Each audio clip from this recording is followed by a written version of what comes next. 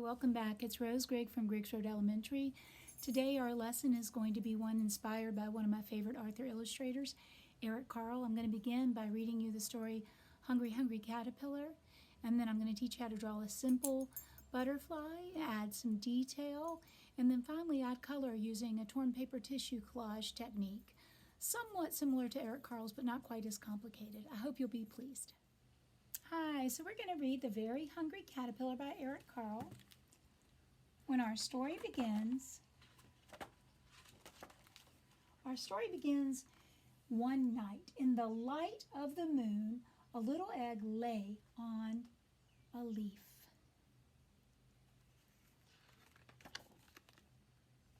One Sunday morning, the warm sun came up and pop! Out of the egg came a tiny, very hungry caterpillar. He started to look for food. On Monday, he ate through one apple, but he was still hungry. On Tuesday, he ate through 2 pears, but he was still hungry. On Wednesday, he ate through 3 plums, 1, 2, 3, and he was still hungry. On Thursday, he ate through 1, 2, 3, 4 strawberries, but he was still hungry. On Friday, he ate through 5 oranges, 1, 2, 3, 4, 5, but he was still hungry. On Saturday, he ate through 1 piece of chocolate cake, 1 ice cream cone, 1 pickle, 1 slice of Swiss cheese, 1 slice of salami, 1 lollipop, 1 piece of cherry pie, 1 sausage, 1 cupcake, and 1 slice of watermelon. And that night, he had a stomach ache. I would too. Yipes. The next day was Sunday again, and the caterpillar ate through 1 nice green leaf, and after that he felt much better. Now, he wasn't hungry anymore, and he wasn't a little caterpillar anymore. He was a big, fat caterpillar. He built a small house around himself called a cocoon.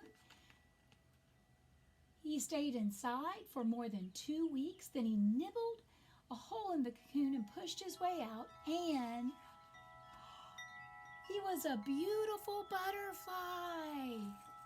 Look at those colors and look at that pattern. How wonderful. So what are we going to need for this lesson? We need white paper, a pencil, a glue stick, some kind of marker. I have a Sharpie, and then some tissue paper. And if you're like me, the best place to find tissue paper is in old present bags. I had purple, yellow, and red, and that's what we're going to use. To begin this lesson, we're going to draw a simple butterfly together. And when I think simple, I also think looking for simple shapes. So the middle part of the body of the butterfly is an oval. So in the center of my page, I'm going to start by drawing a nice long oval. Remember, an oval is a circle that has been stretched out. So I have a nice oval. It's not perfect, and we're not worried about perfect. And then on top of the oval, I'm going to draw a small circle that will become the head of the butterfly. I'll put some little eyes on the side of the butterfly, some antennas here. Now, to do the butterfly wings, if you turn your paper sideways, let's see if I can get it to fit so you can see, a nice trick is to think about starting with the top wing and doing a big U. And then on the second one, start in the middle here and draw a little bit bigger U and bring it back up to meet. And you kind of have a nice butterfly. There's one half. Now, we really want to try and make the other half almost exactly the same. Butterflies are symmetrical. That means the same on both sides. But if ours isn't perfect, that'll be okay too. So I'm going to flip my paper around. I'm going to do the same thing that I did. Looking at where I started here, I'm going to draw a big U like that. And then starting in the middle, I'm going to draw a little bit of a bigger U that loops out and comes back. And it's not perfectly symmetrical, but I sure like the way that looks. Now I'm going to add some details by adding pattern on my wings and some lines down the middle. Remember, a pattern is anything that repeats. And since I told you the wings are symmetrical, or they're showing us what symmetry means, the same on both sides, I want my pattern on both sets of the wings to be the same.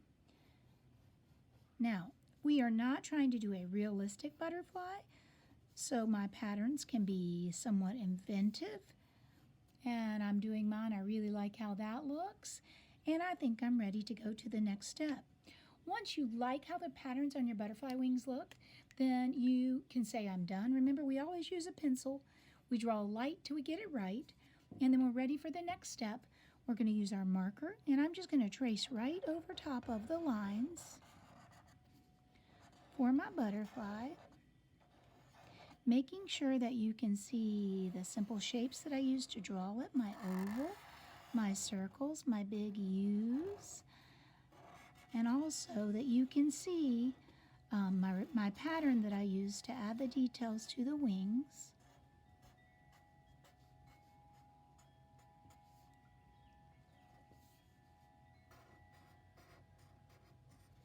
And one of the reasons that I like to outline my pattern or my details is because when you go to do the next step, which is a tissue paper collage, you want some of those details to show through.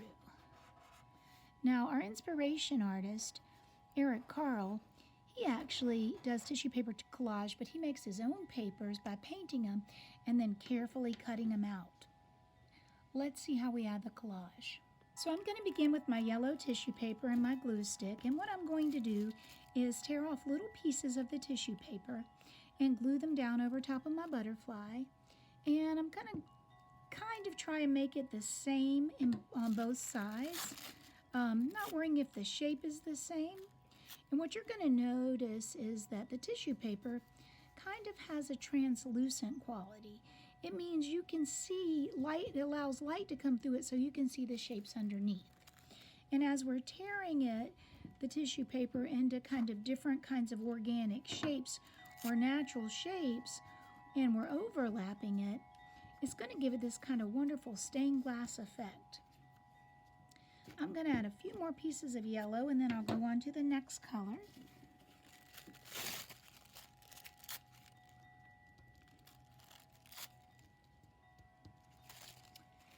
Now, here's what's kind of neat about using the tissue paper. Because of the translucent nature in it, you can overlap the colors as well, and not only do your details from the marker come through, but you sometimes can see a bit of the other paper underneath.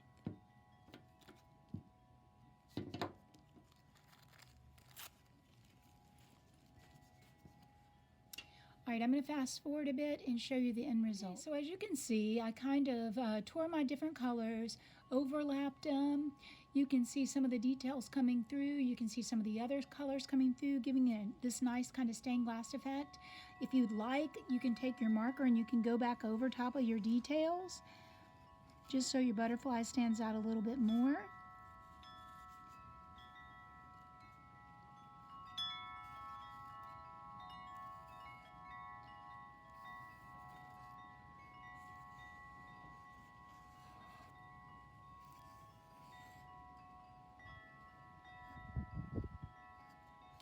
And then if you want, you can cut it out and add it to another image.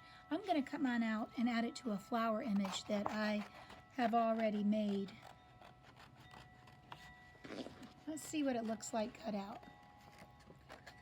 Remember, if you're cutting, you're going to turn your page to match the direction of the paper where you're cutting, and go slow. Okay, so as you can see, I kind of took some time to go back and outline some of those same details that I'd drawn before. I added all that wonderful different color tissue paper I could find, tearing it into organic shapes and placing it randomly to add color. And then I dug out an old flower print from last week, and I decided to add my butterfly looking like it's going to land on there.